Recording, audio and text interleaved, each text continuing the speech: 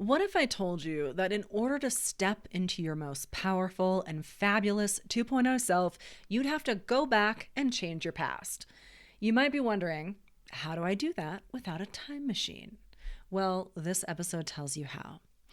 Welcome to the Audacious Year. This season is a deep dive into remodeling your identity and self-image. I'm Jody, and I want to build a movement of deeply confident, powerful women who are leading companies, scaling their businesses, running for office, and leading movements. My job is to help you get out of your own way. My bold claim for today is that the story you tell yourself about who you are, your identity story, is not only outdated, but it's actively ruining your life.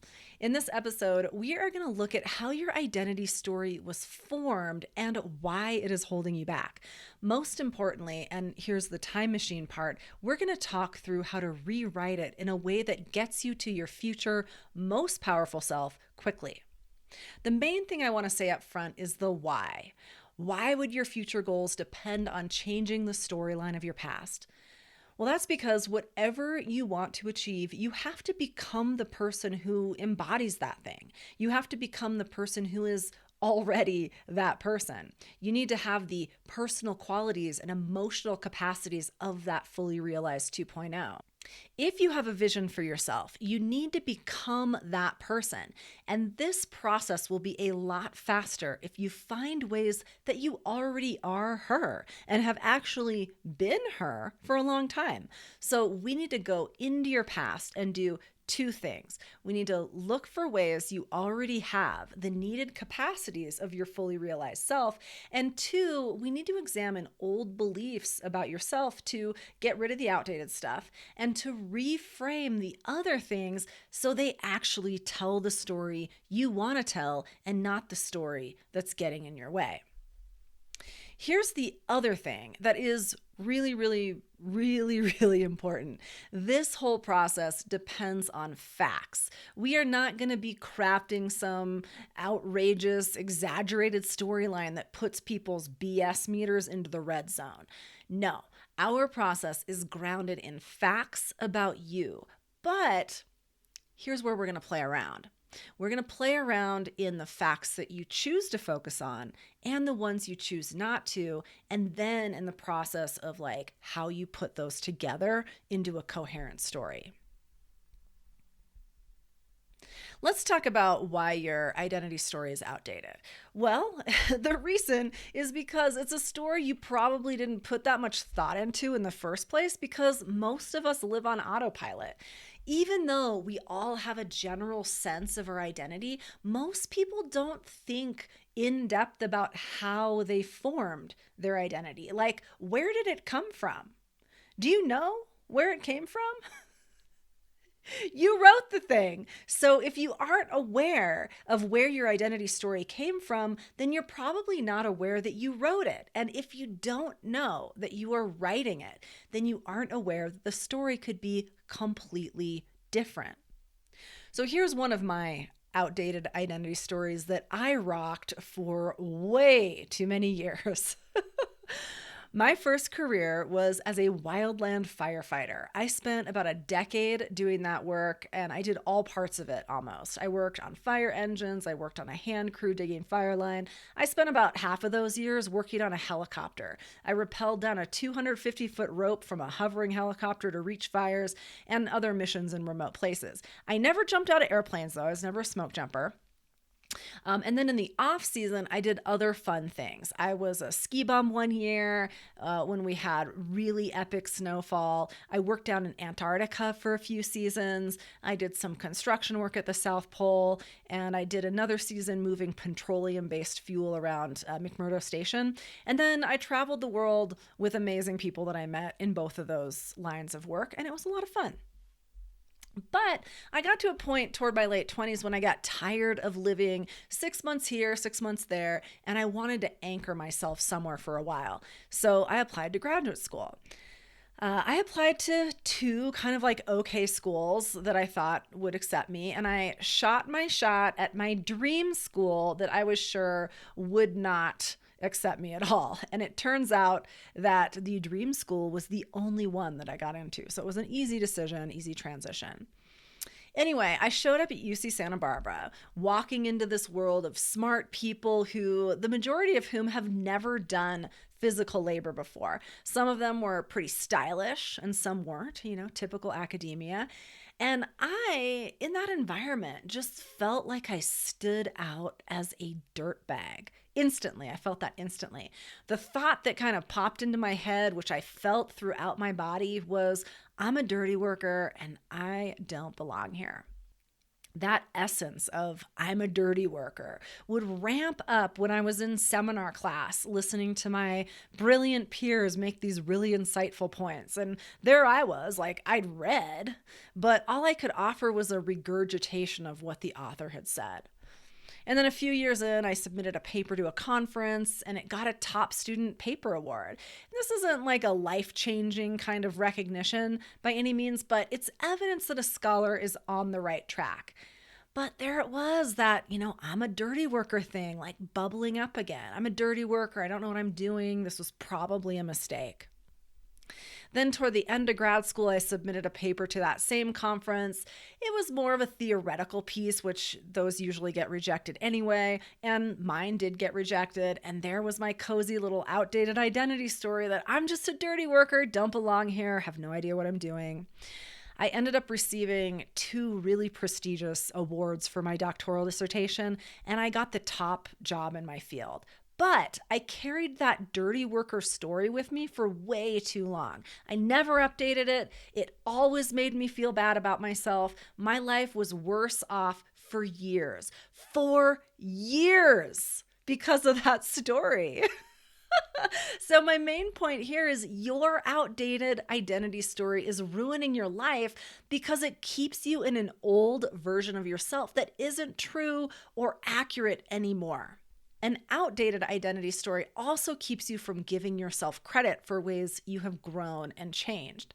A really good way of illustrating this is author Dan Sullivan wrote this book called The Gap and the Gain. And the idea there is basically that high-achieving people are often focused on what's in front of them, what they haven't finished yet, like the work that is left to do as they pursue their goals. That's what he calls the gap. But there's also the gain.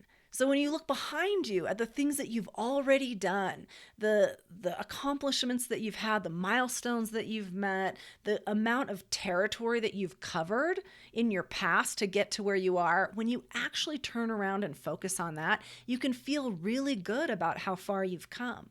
But if you're a high-achieving person and you're always focused on what's in front of you and what isn't done yet, you're always going to feel a little bit of that gap and a little bit of kind of a deficiency.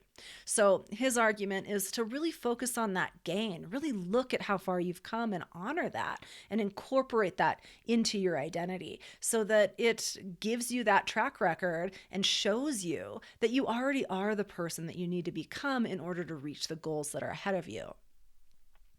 Your outdated identity story actively stunts your personal growth when you're trying to take on new learning curves and are facing the vulnerable moments of meeting new challenges.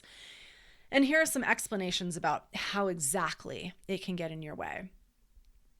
Your identity story is basically a frame of reference about who you are, what you're good at, what your weaknesses are, and it's always operating in the background.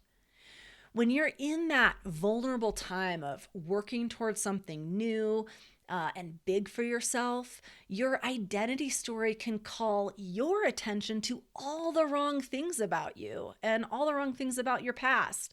Mistakes, moments you feel shame about, things you failed at, ways you didn't measure up at something. And when you focus on those types of memories in your unquestioned identity story, it can tank your progress at personal growth and change. So you need to update your identity story so you have a resourceful frame of reference about who you are as a person and who you've always been, even though perhaps right now or recently you've been focusing on moments and memories that weaken your self-image. All of that is to say that if you don't update your identity story and you don't do some intentional work with your memories, then you are making your life harder than it needs to be. And you will always keep getting in your own way when it comes to embodying that powerful, deeply confident, bossy, big version of you. So let's get into the substance. Updating your identity story is all about rewriting the past so it no longer gets in your way, either today or as you move into the future. And this is so important, I'm going to say it again. In order to update your identity for today and for the future, you need to rewrite your past identity story. When it comes to designing your future, reimagining your past is the key first step. So how do you do it? I'm going to give you a highly scientific equation, which is your identity story equals facts plus spin. Now, with facts, you need to remember that they are plentiful, and at the same time, our attention is highly selective. There are many true facts you could tell about yourself that you aren't even considering. We are, just by virtue of living, we are creating more facts about ourselves that we could focus on. But because we have such highly selective attention, we're only focusing on a few things at any given time and leaving so much unquestioned, unincorporated into who we are. The spin is the overarching storyline that makes the facts make sense. The spin is what orders those random facts into a coherent storyline.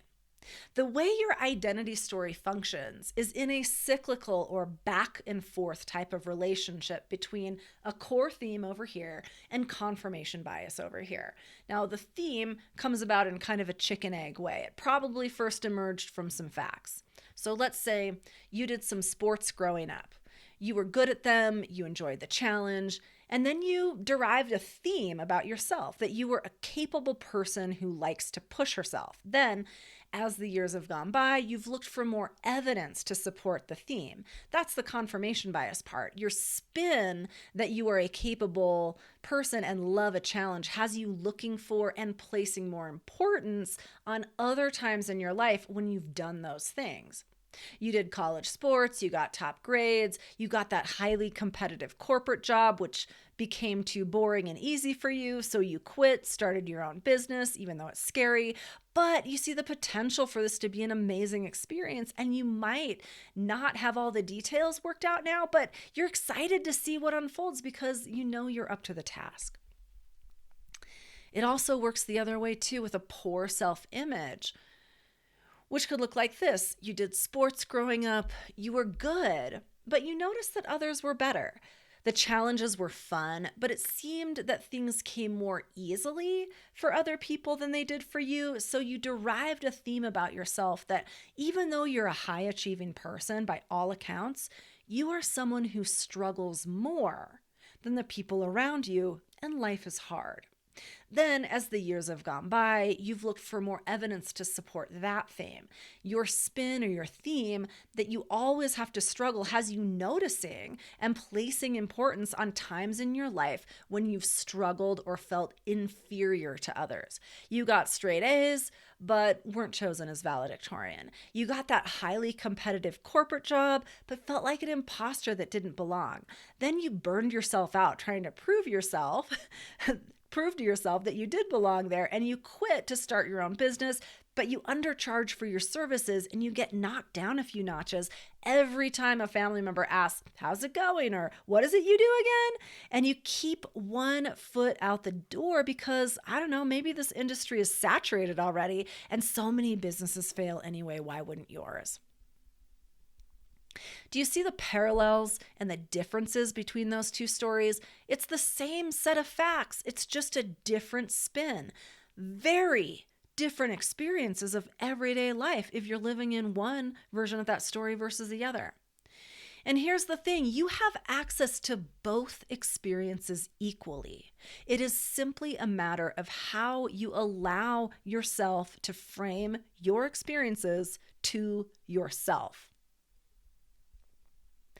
Your identity story will always be your internal frame of reference about who you are and what you're capable of, whether you are aware of it or not. So you might as well be aware of it and have control over it. With my dirty worker story, I could have focused on the same facts that I rappelled from helicopters to fight fires, I'd worked in Antarctica. I basically spent my entire 20s with the most capable, adventurous, fit, gorgeous people alive, and was one of them. In fact, living among a community of the biggest badasses felt more familiar and comfortable to me than being in the ivory tower ever has. And you know what? That is not a problem. I sometimes wonder what would be different about my experience of those first few years in academia if I'd been living inside that spin. It's the same exact facts, but a much more seductive and powerful spin than this I'm a dirty worker crap.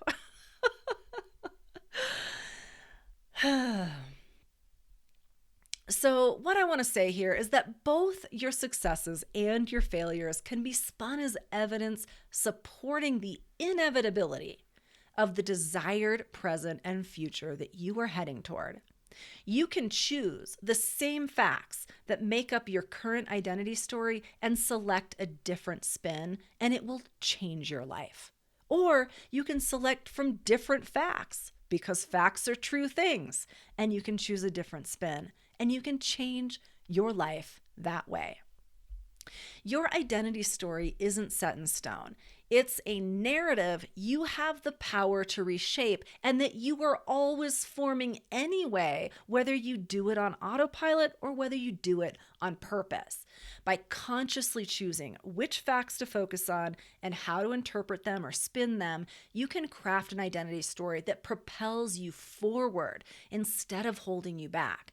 And to be clear, you're not changing who you are. You're not lying about yourself. You're not exaggerating. You're simply telling a different, true story about who you have always been. So, my question for you then is, what is your identity story? What are the facts and the spin? Do you like the story? Reflect on those questions, and if you want to get serious about becoming noticeably more confident and powerful in 10 weeks or less, then go get the Power Identity Redesign course. There is a link in the show notes. I've designed this show entirely around helping the most people possible get from 1.0 to 2.0. If you follow the podcast, which is free, I introduce you to tools for transformation that you can use right away. Make sure to subscribe to the podcast and check the show notes where I invite you to sign up for my email blog where I'll send you weekly reflections from the podcast. And if you want to fully embody the core transformations, then you can buy the class, The Power Identity Redesign. I also invite you to work with me.